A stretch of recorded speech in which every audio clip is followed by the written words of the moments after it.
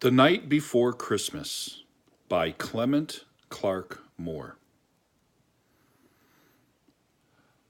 'Twas the night before Christmas, when all through the house not a creature was stirring, not even a mouse.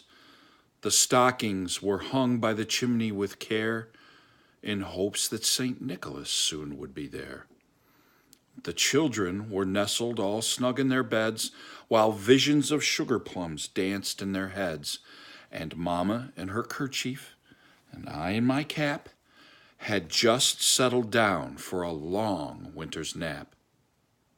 When out on the lawn there arose such a clatter, I sprang from my bed to see what was the matter. Away to the window I flew like a flash, tore open the shutters, and threw up the sash. The moon, on the breast of the new-fallen snow, gave the luster of midday to objects below, when what to my wondering eye should appear but a miniature sleigh and 8 tiny reindeer, with a little old driver so lively and quick, I knew in a moment it must be St. Nick. More rapid than eagles his coursers they came, and he whistled and shouted and called them by name. Now Dasher, now Dancer, now Prancer and Vixen, on Comet, on Cupid, on Donner and Blitzen, to the top of the porch, to the top of the wall, now dash away, dash away, dash away all.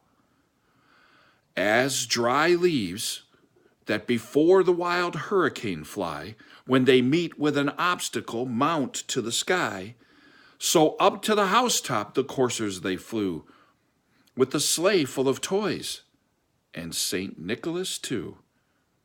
And then in a twinkling I heard on the roof the prancing and pawing of each little hoof. As I drew in my hand and was turning around, down the chimney St. Nicholas came with a bound. He was dressed all in fur, from his head to his foot, and his clothes were all tarnished with ashes and soot. A bundle of toys he had flung on his back, and he looked like a peddler just opening his pack. His eyes, how they twinkled, his dimples, how merry. His cheeks were like roses, his nose like a cherry.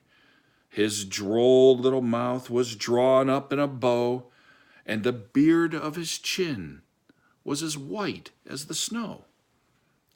The stump of a pipe he held tight in his teeth, and the smoke, it encircled his head like a wreath. He had a broad face and a little round belly that shook when he laughed, like a bowl full of jelly. He was chubby and plump, a right jolly old elf, and I laughed when I saw him in spite of myself. A wink of his eye and a twist of his head soon gave me to know that I had nothing to dread. He spoke not a word, but went straight to his work and filled all the stockings, then turned with a jerk, and laying a finger aside of his nose, and giving a nod, up the chimney he rose.